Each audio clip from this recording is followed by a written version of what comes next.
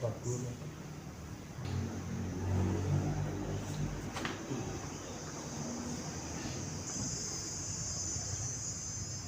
tadi untuk berlalu, tetap kita merasakan bahwa seakan-akan beliau itu masih nyata. Masih nyata. Masih nyata.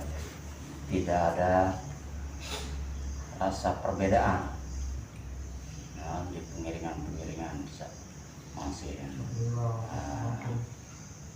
beliau sehat, dan juga setelah beliau dipanggil oleh Allah Subhanahu wa taala, karena pada hakikatnya beliau sebagai kekasih Allah, sebagai pilihan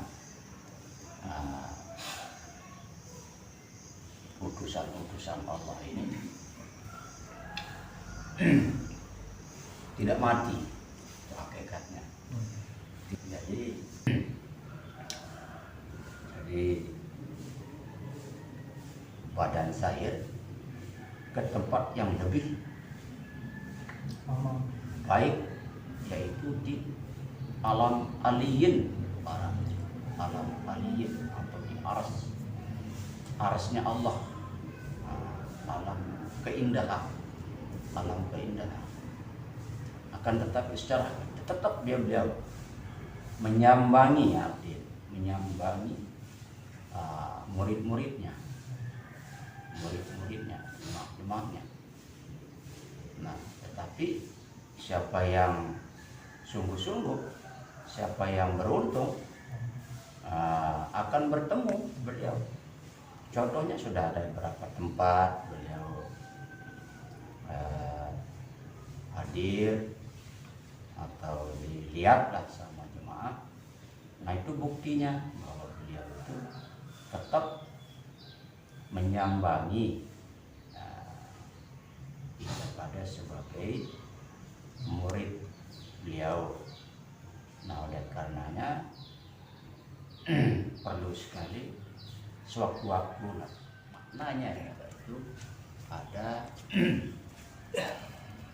perbedaan, artinya mati dengan wafat.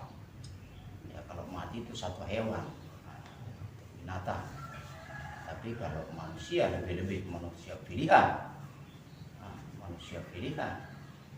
itu tidak mati, cuma berpindah. Ya, setidak-tidaknya kita mengucapkan wafat. Ya. Assalamualaikum warahmatullahi wabarakatuh. Waalaikumsalam warahmatullahi wabarakatuh. Kembali lagi di channel Surya Panca. Kali ini saya di makam Tuan Guru Haji Lalu Al-Bayani Akbar dan para Syekh Siril Bayanullah, Syekh Siril Burhani. Beliau adalah kakek dan bapak Tuan Guru Haji Lalu Al-Bayani Akbar. Nah, kebetulan hari ini adalah dalam rangka memperingati 100 harinya meninggalnya Tuan Guru Haji Lalu Al-Bayani Akbar.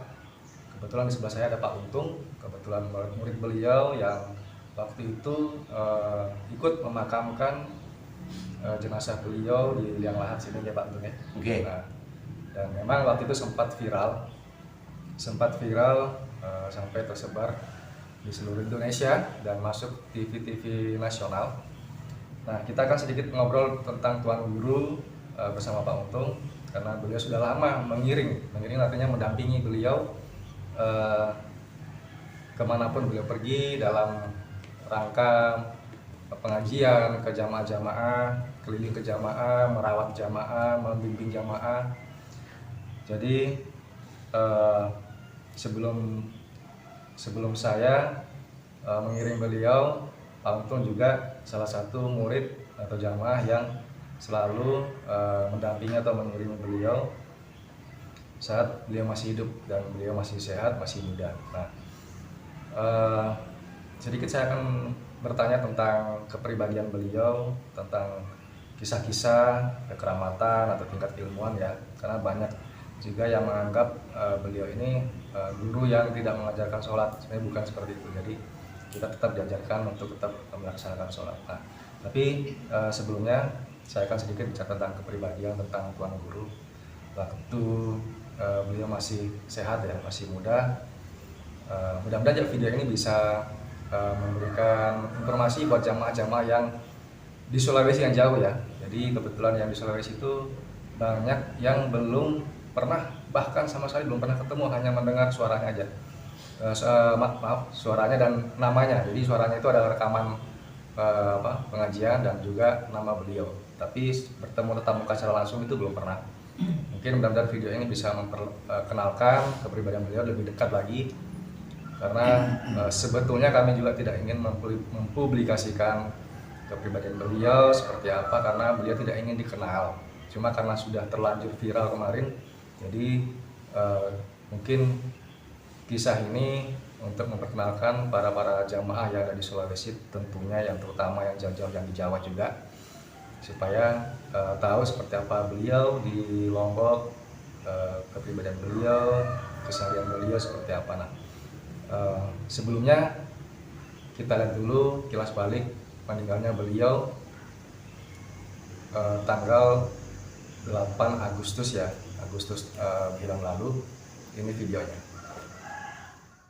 Angkat, ada yang mulai tarik sana bawah itu, Tarik.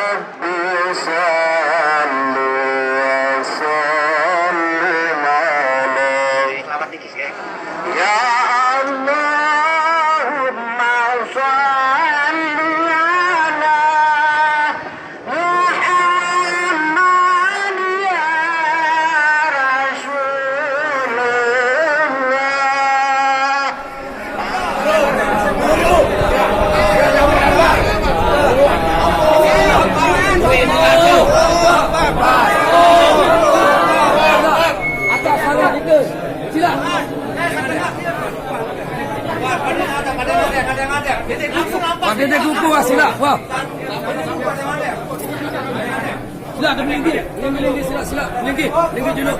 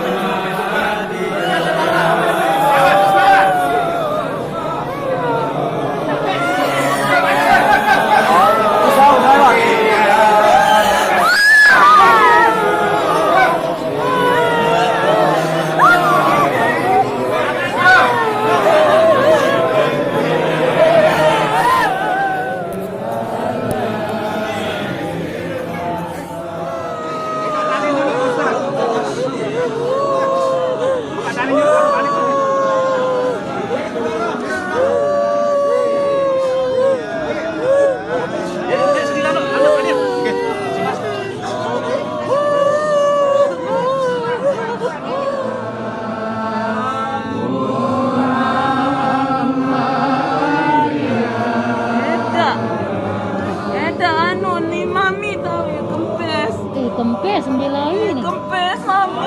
Iya, Mimpi jasad, Mami. Awas sampai tembok. Alhamdulillah. Awas sampai tembok. Jadi kita Tolong, Mami. Wah, Wan, selamat.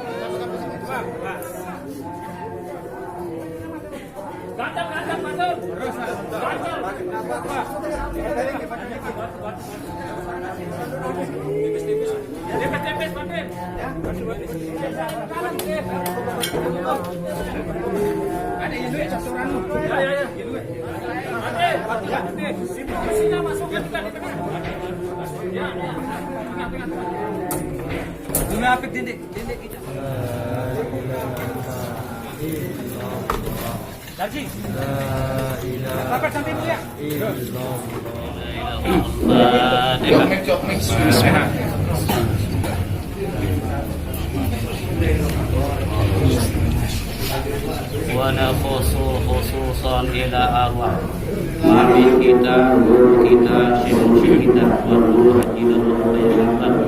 Mudah-mudahan Allah Subhanahu wa Ta'ala menerima segala amal ibadah di hidupnya, mengampuni segala dosanya, memaafkan semua kesalahannya, dilapangkan kuburnya, dijadikan kuburannya sebagai taman daripada teman-teman surga, dan ditempatkan ke tempat yang baik-baiknya di sisi Allah Subhanahu wa Ta'ala.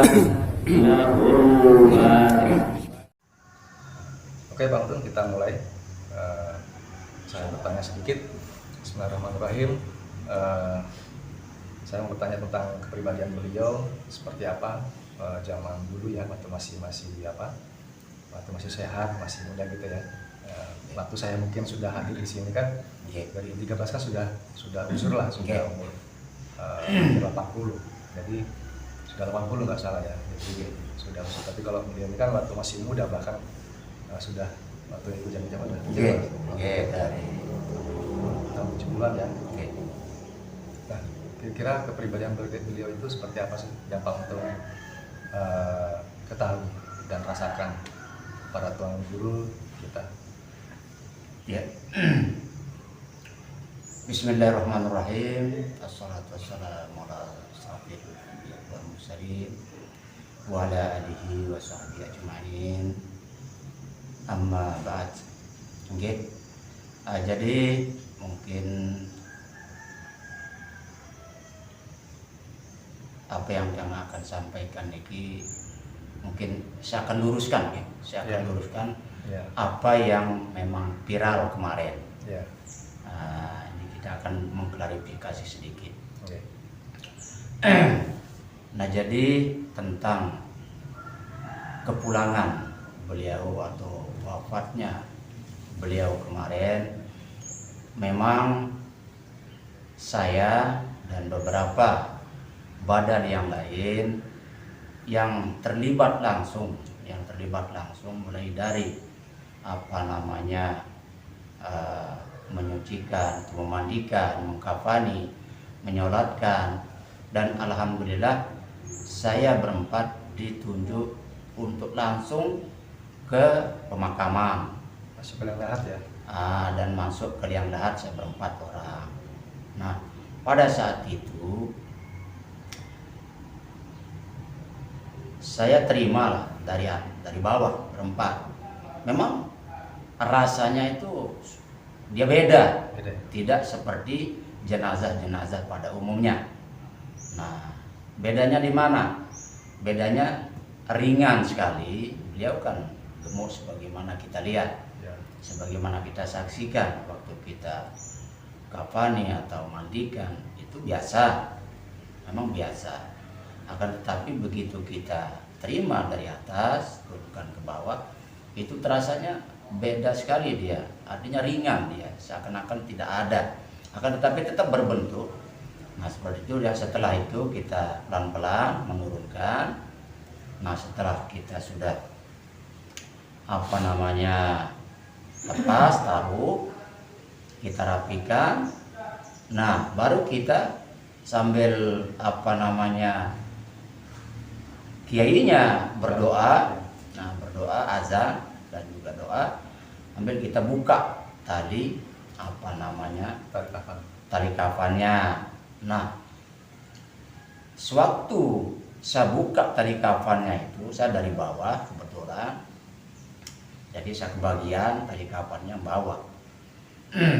Nah, pada saat itu apa namanya cahaya itu muncul keras sekali, keras sekali dia cahayanya. Tapi yang mengetahui hanya Pak Untung aja. Iya, jadi iya saya enggak tahu kepada yang lain yang Pak Untung aja rasakan, yang Pak Untung rasakan. Ya, yang saya sendiri itu Rasakan seperti merasakan langsung dan melihat langsung, sehingga saya silau dengan cahaya itu, sempat saya tersungkur. Nah, seketika juga kain kafannya itu kan rapi dia. Jadi saya tidak mengatakan bahwa beliau itu hilang ya kalau saya. Akan tetapi karena di jasadnya kan dibungkus ya, dibungkus. Cuman kain kafannya itu rapi dia.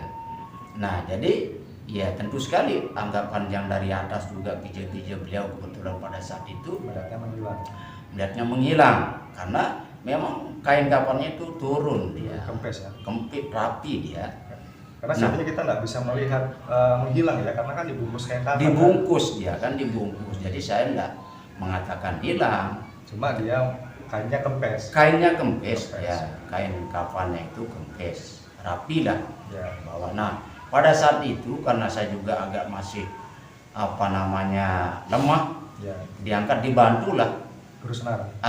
guru senar yang di samping kanan saya naik dari liang lahat. Nah, setelah itu kan kita ndak lihat lagi seperti apa, kita ndak lihat lagi.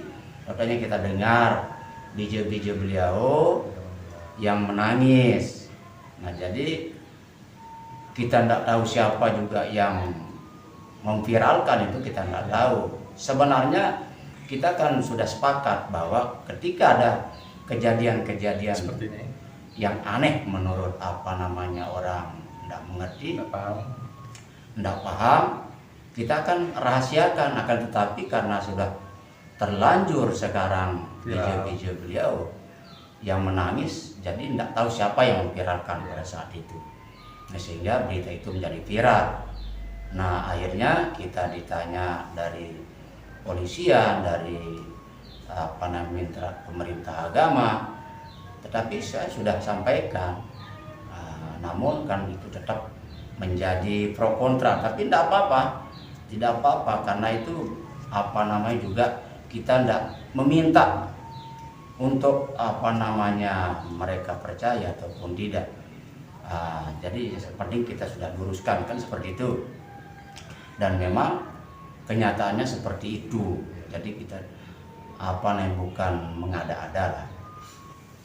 Jadi sebenarnya di samping beritanya beliau menghilang saat dimakamkan, jenazahnya menghilang ya, sebenarnya banyak juga sih bukan dari Iya, betul. luar. Jadi artinya banyak murid ya, Betul. murid beliau atau Betul. jamaah beliau itu yang saat meninggal jamaahnya menghilang, bahkan di saat setelah meninggal beberapa tahun digali masih utuh.